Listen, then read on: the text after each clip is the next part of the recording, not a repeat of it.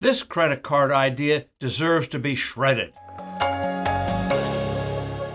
Hello, I'm Steve Forbes, and this is What's Ahead, where you get the insights you need to better navigate these turbulent times.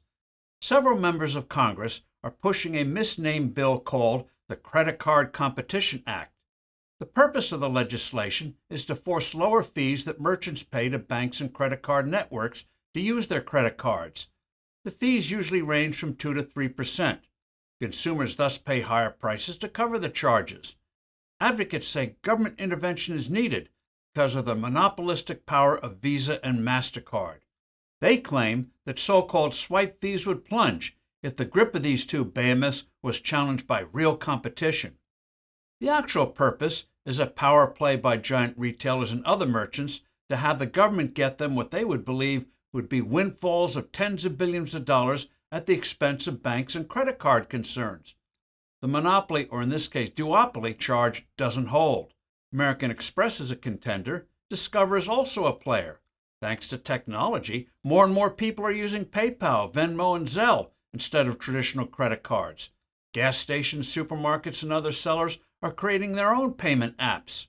One telling fact that blows up the myth that Visa and MasterCard are charging exorbitant fees is that fees of competitors aren't much different. If the charges of Visa and MasterCard were artificially high, others would swoop in and take market share with lower fees, but that hasn't been happening.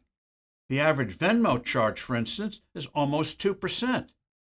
The bill's boosters say it would increase competition by forcing the Federal Reserve to enact a rule that large bank card issuers put at least 2 credit card networks on their cards, and they couldn't both use Visa and MasterCard. Now, the theory is that a second network would charge a lower fee to entice the merchant to use it. This, in turn, would force Visa or MasterCard to cut fees to remain competitive. Convoluted? Indeed it is. More to the point, it would give millions of users who fancy their credit card rewards a nasty surprise. Banks like to lure customers by providing users seductive rewards and other perks for using their cards. But under this bill, the merchant can choose an alternative network than the one you want to use. Sort of like ordering one brand of beer and then being served another and told there's nothing you can do about it, that it is up to the restaurant what you get. Talk about consumer unfriendliness. Now ponder that for a moment. You sign up for a card because you like the goodies it offers, like, say, generous cashbacks. Then you discover you can't get them. Could this bill pass? The recent headline-making collapse of several sizable banks may create an environment, in the name of zapping big unpopular financial institutions, where something like this could be slipped through. It shouldn't happen.